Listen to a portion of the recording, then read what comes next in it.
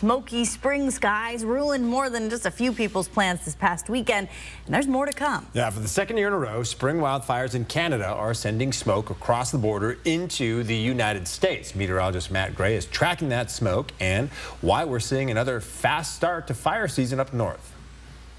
And behind me right now is what we were seeing here almost exactly 1 year ago. Heavy smoke had filled the skies, carried by the winds from those fires in the far north. Most of it, thankfully, was well above the ground. Air quality only dropped to moderate in the inland northwest, but it was the month of May and probably one of the more unusual sights we've seen around here in a long time. Fast forward 1 year, and we are seeing things happen again. Large fires are breaking out across western Canada, throwing up, as you can see here from Fort McMurray in Alberta, huge plumes of smoke. And all that smoke has to go somewhere.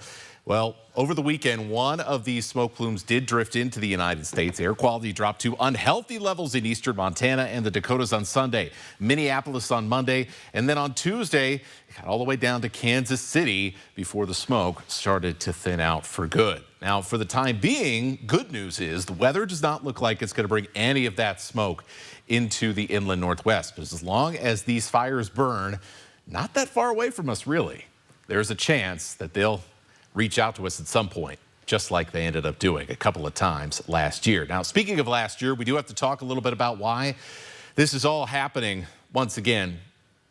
This may be obvious, but Canada is pretty big, and there are so many fires last year that there was no way fire crews could put them all out. Nature would have to do the job. But in February, a report by the BBC said that people in northern British Columbia had seen smoke rising from underneath the snow, and they had seen that pretty much all winter. Now, these are called zombie fires. They're little tiny smolders from the blazes from last year, but they get protected, ironically enough, from the Arctic cold by the thick layers of snow that you see in northern Canada in the wintertime. Western Canada experienced a mild and dry El Nino winter as well. Northeastern BC, where a lot of these fires are right now, has some of the worst drought conditions in the entire country.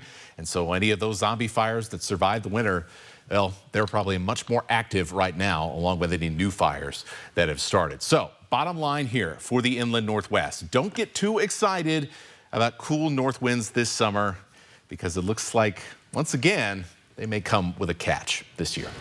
I just learned about zombie fires. Yeah.